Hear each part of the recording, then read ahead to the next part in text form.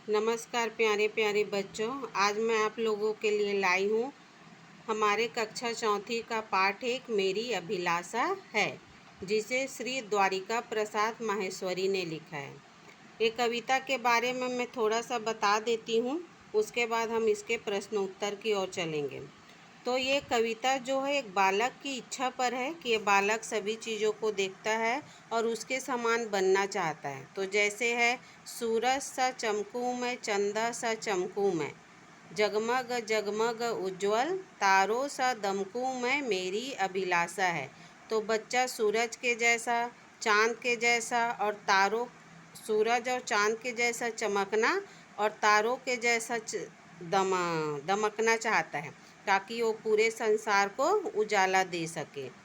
फूलों सा महकूं मैं, भीगों सा चहकूं मैं। फूलों में बच्चों महक का गुण होता है, तो फूलों जैसा महकना चाहता है। विहग यानी चिड़िया, तो चिड़िया चहकती है तो वो चहकना चाहता है। गुंजिश सा वन उपवन, वन उपवन जो बाग बगीचा होता है, हरा भरा रहता है, वैसे ही रहना चाहता है। कोयल सा कुहकू मैं, कोयल एक पक्षी है जो बहुत ही सुंदर कुहकती है, उसकी बोली होती है, तो उसके जैसा कुहकना चाहता है। नभ से निर्मलता लूँ, शशि से शीतलता लूँ, धरती से सहन शक्ति, पर्वत से दृढ़ता लूँ, मेरी अभिलाषा है। बच्चा नभ यानी आकाश, आकाश से निर्मलता, निर्मलता मतलब स्वच्छ साफ, वो गुण लेना चाहता है। शशि, शशि का मतलब होता है बच्चों चंद्रमा, तो शशि से शीतलता यानी ठंडकता लेना चाहता है।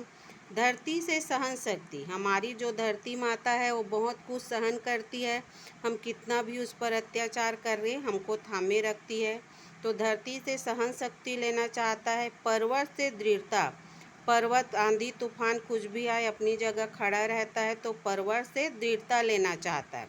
मेरी अभिलाषा है मतलब मेरी इच्छा है। मेघों सा मिट जाऊं, सागर सा लहराऊं, जो मेघ होते हैं, बादल होते हैं, उसके जैसा मिटना चाहता है, सागर के जैसा लहराना चाहता है, जिसको देखकर लोगों को खुशी मिलती है। सेवा के पथ पर मैं सुमनों सा बिछ जाऊं, जो मातृभूमि की सेवा के लिए सुमन, सुमन मतलब फूल, उसके जैसा बिछना चाहता है।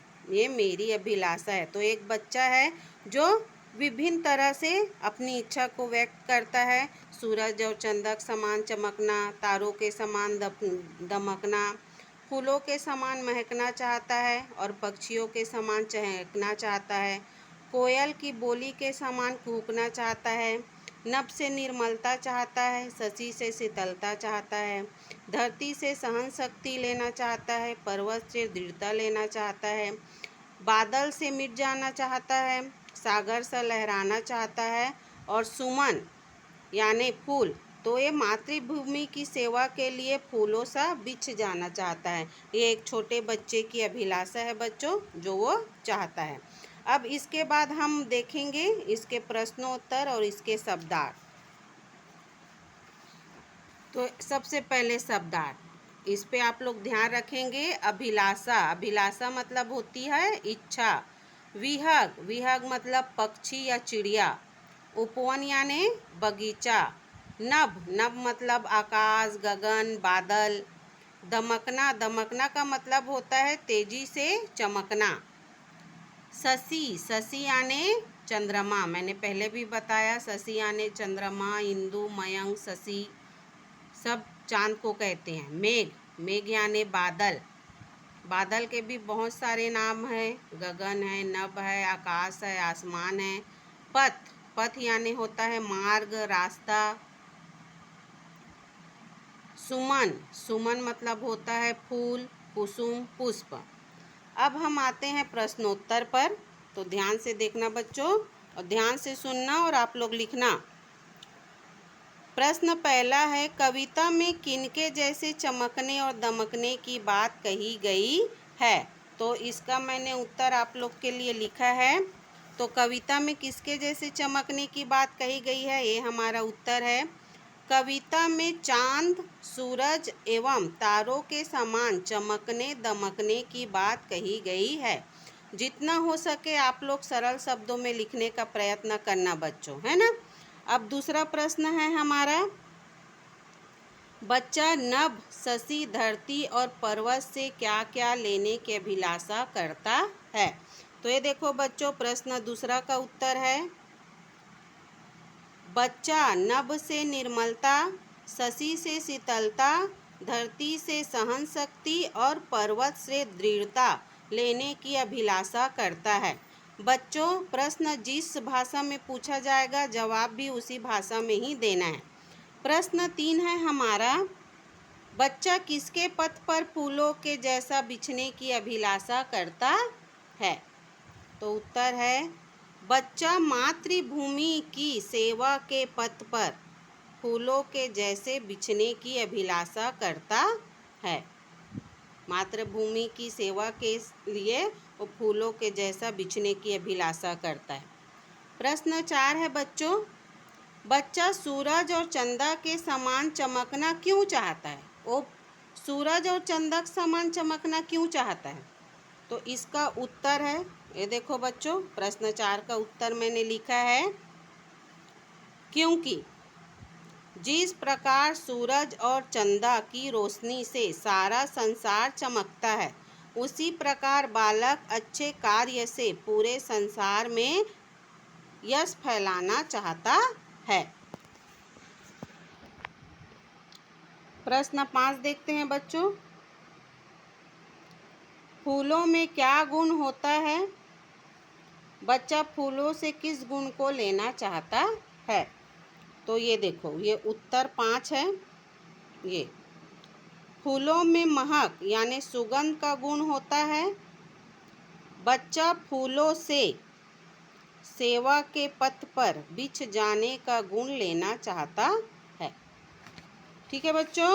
अब प्रश्न 6 है हमारा, किस पक्षी का कौन सा गुण बच्चा अपनाना चाहता है। तो ये प्रश्न 6 का ये उत्तर है। मैं सीधा उत्तर लिखी हूँ आप लोग के लिए। प्रश्न आप लोग पुस्तक देखकर लिखना। कोयल पक्षी की किस पक्षी का कौन सा गुण लेना चाहता है। तो बच्चा कोयल पक्षी की मीठी बोली का गुण बालक अपनाना चाहता है। प्रश्न 7 है बच्चों, कविता में तुम्हें कौन सी पंक्ति। प्रश्न 7 देखो, कविता में तुम्हें कौन सी पंक्तियाँ अच्छी लगी, कारण बताते हुए उत्तर लिखो। तो बच्चों, ये हम कोई भी पंक्ति लिख सकते हैं, जरूरी नहीं है मैं जो लिखी हूँ उसी को लो, आप लोग जो अच्छा लगा उसको भी लिख सकते हैं। तो कविता में हमें धरती से सहन शक्ति और पर्वत से दृढ़ता लूँ, यह पंक्ति अच्छी लगी, क्योंकि लाख मुसीबत आने